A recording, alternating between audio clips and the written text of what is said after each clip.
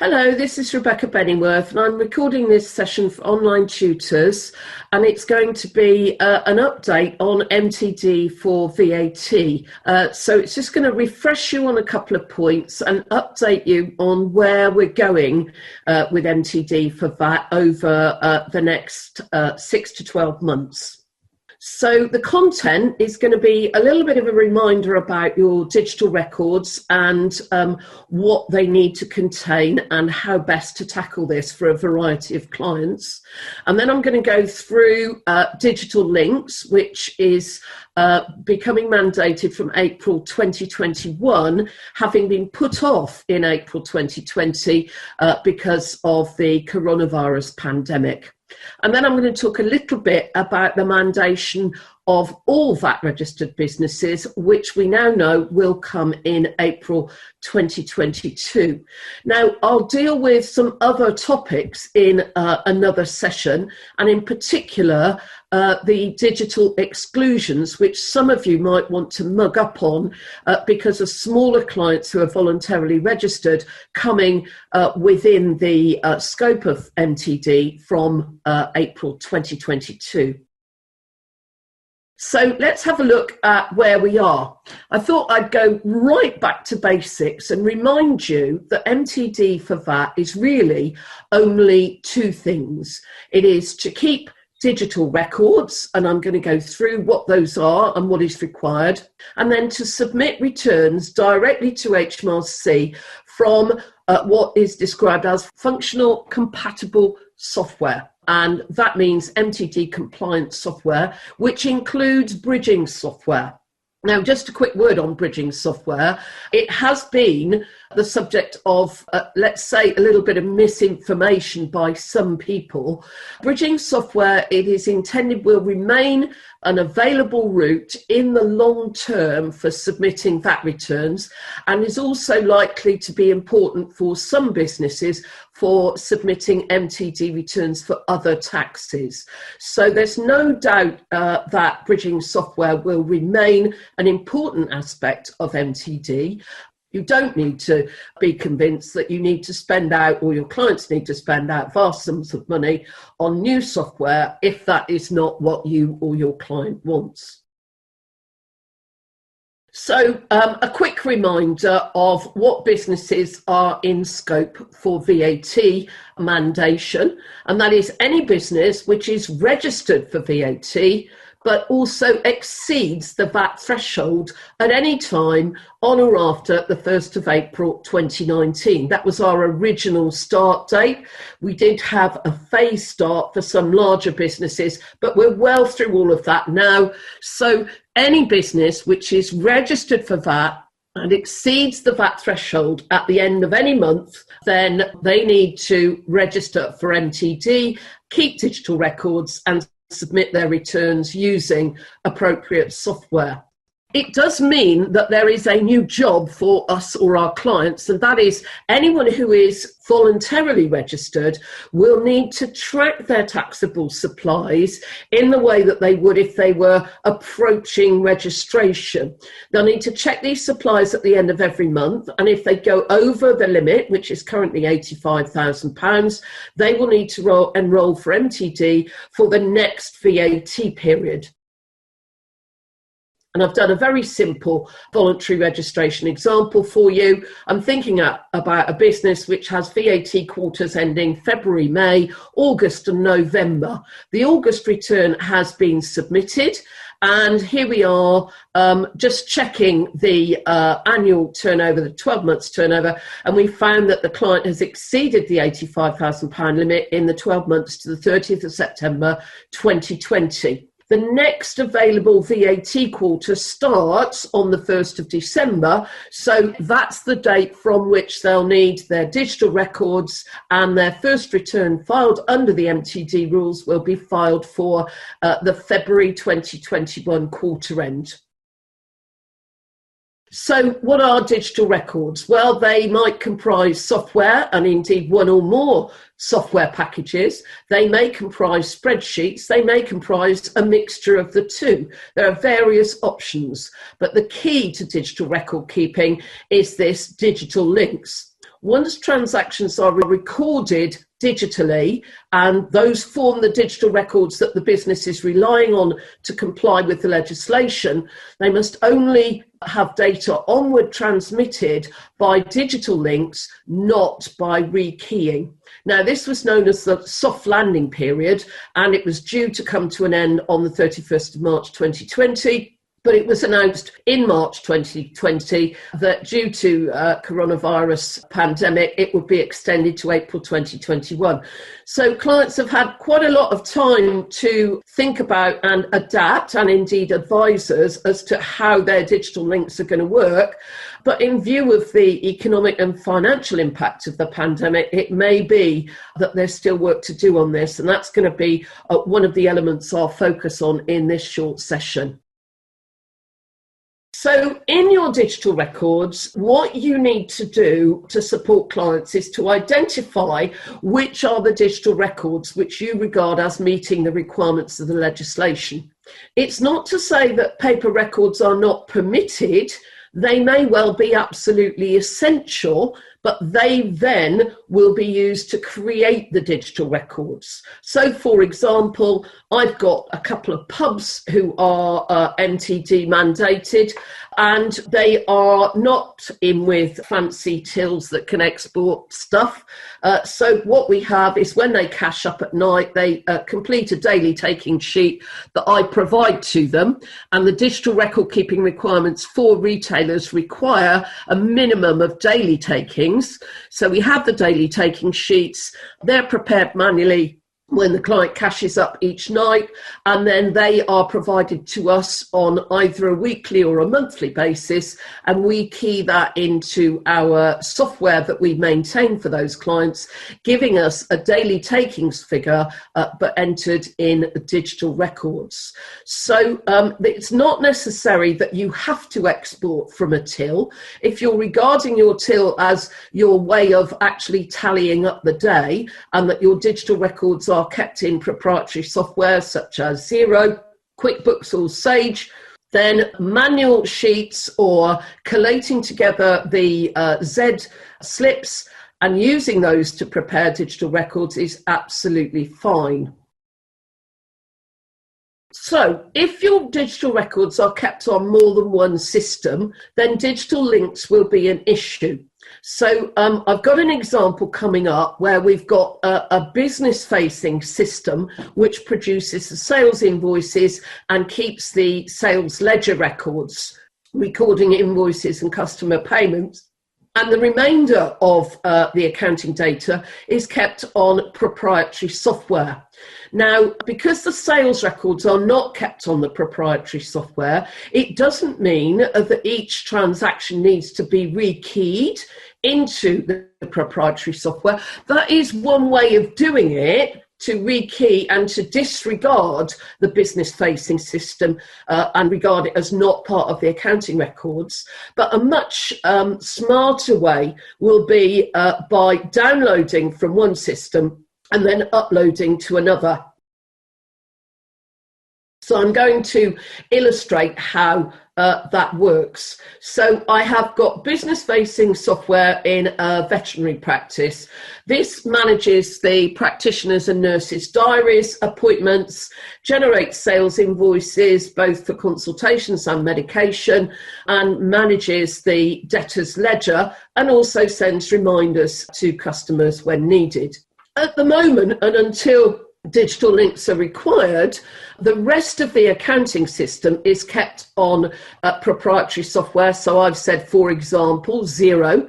And on a monthly or even quarterly basis, in order to prepare the VAT returns, the sales totals and the VAT are just transferred by journal entry. There's no sales ledger on Xero. There's just a single entry for all customers, because the customer ledger is on the vet practice management software. Once the sales totals are on Xero, then the VAT return can be submitted. So we're not transferring the records, we're just transferring the data. Now, if that's done by journal entry, that has to stop when the digital links come in, and the digital links will replace that journal entry by a digital link. And I've said most commonly by CSV, comma separated values export, and then import into Xero from the 1st of April 2021. That will enable the VAT return to be submitted direct from Xero and enable the two systems to mesh together. So I'm going to talk a little bit about downloading CSVs, because this will be relevant not only with things like vet and farm management software, but also for sellers on digital platforms such as Amazon, eBay, Etsy, and so on. There is no need to transfer every line of data, in other words, every single transaction, over onto Xero is the illustration I'm using. I'll stick with that. Provided that the system on which the data is kept, in my example, the vet practice management software, provided that's got the necessary detail, and that is really very, very brief. I'll go through that in a minute. Provided that detail is on that system, you don't need to transport all of that data over onto Xero. So by downloading a detailed file, and I think probably CSV is the only option that most software will give you, and saving that as a spreadsheet, and that gives you the ability to have more tabs and to manipulate the data. Then you can make on a separate tab a totals page just using relative cell referencing. And relative cell referencing within Excel involves pointing from one cell to another to bring the contents of that other cell into the cell you're planning to upload. And I'll show you that in my illustration in just a moment.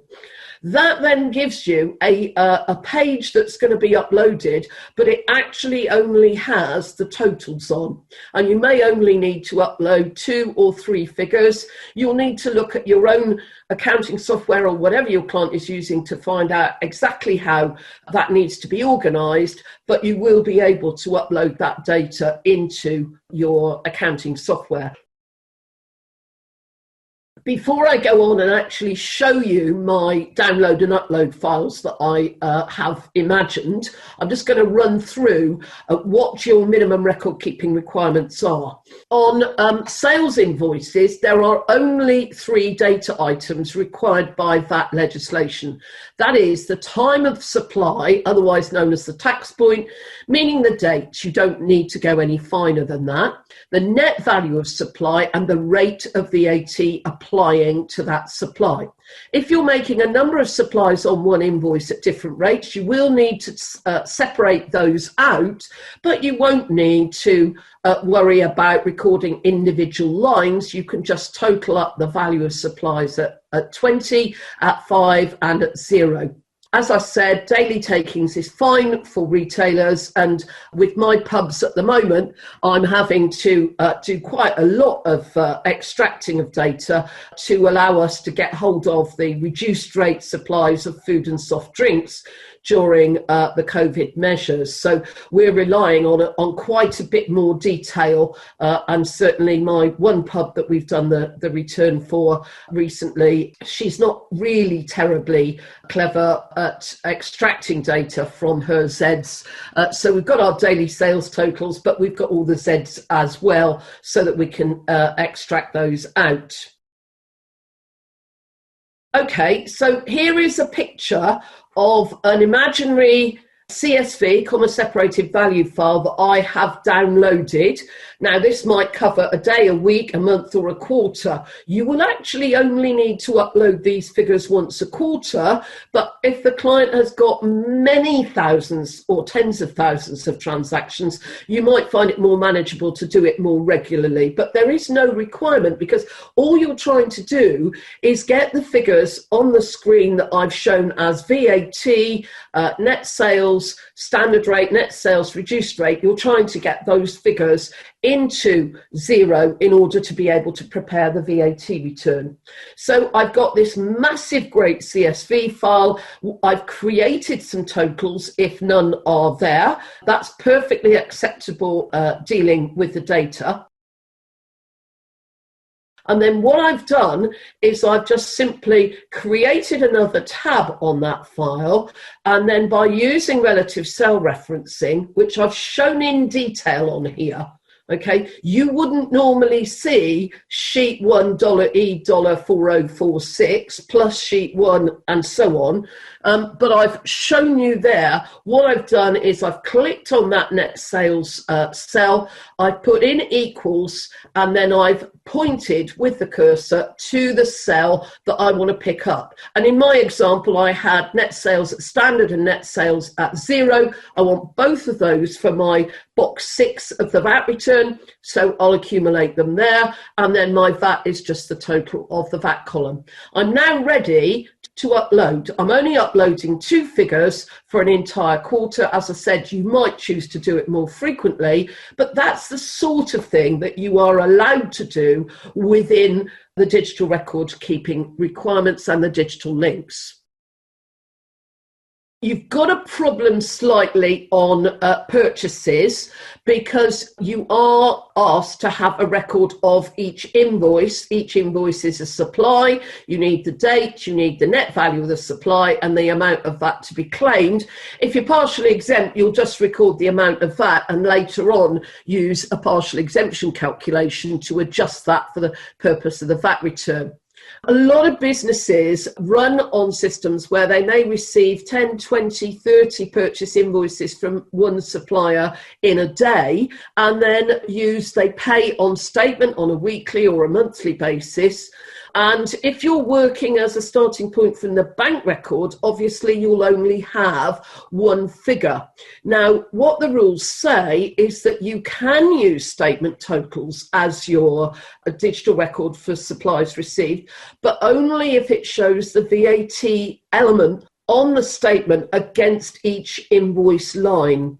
This is because HMRC are concerned that there might be a very unusual supply that carries a different rate of VAT, and just using the statement total and then extracting VAT by the VAT fraction can introduce errors. Now, that's not a popular statement. Certainly, it is not a change, and VAT record keeping has always required that, which as a VAT lecturer, I am embarrassed to admit, was news to me when MTD came in. But, you know, I think gradually we're going to have to sort of get around this.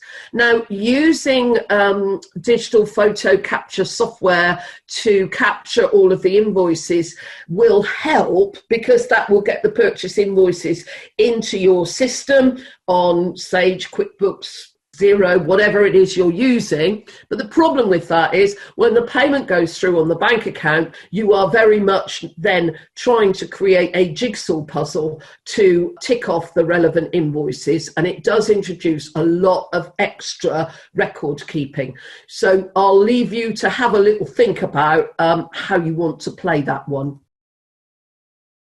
So finally, we have the adjustments, and just to remind you, each type of adjustment needs to be recorded separately. All of the software allows adjustments to all of the VAT boxes, although if you are using some software for flat rate suppliers, you will find the adjustment facility, let's say, a little bit intellectually challenging. I, in the last month, have submitted a VAT return for a trader who is affected by the reduced rate on supplies of catering. He's also a flat rate supplier, and I had a devil's own job getting the right VAT figure onto the return, and I must admit I did have to take a bit of a circuitous route to get there and slightly fudge the box 7 figure. I've got the VAT right. Box 7 is a bit adrift, not terribly, but to be frank, there are no penalties for incorrect box 7 figures, so I'm just not going to worry about it. So calculations can be made offline. The whole thing about everything has to be digital disappears here, because software is, generally speaking, not able to cope with adjustments required by margin schemes, partial exemption, and so on. So here I've got a slide with my purchases record, and this is a partially exempt business. So we now need to adjust the amount of VAT to be recovered. And then the adjustment is manually entered in here, and we're going to use bridging software, obviously, to submit this VAT return. Provided you remember to subtract the adjustment rather than adding it, then we should be in absolute fine shape. We'll make the calculation for partial exemption offline. It can be done in Excel, it can be done using a pen, paper and calculator. It doesn't really matter how it's done, provided you keep an adequate audit trail. Okay, couple of points to watch then. If you are signing clients up to MTD now as they go over the threshold, don't sign up too close to the end of the submission period for the return. It's fine to sign up close to the end of the quarter in which they're required to be MTD, but don't sign up after about the 18th of the end of the VAT period, 18th of the month of the end of the VAT period. Sorry, the end of the VAT submission period, otherwise it will get frozen. It does take a while for the records to transfer over, and particularly direct debit arrangements can fall over in between those two. If you've got quarterly return periods, then signing them up for MTD pretty much in the middle or third month of the VAT period is absolutely fine. If you've got monthly VAT periods, there is actually quite a short window in which you can sign people up, and you might like to check HMRC's guidance on that one.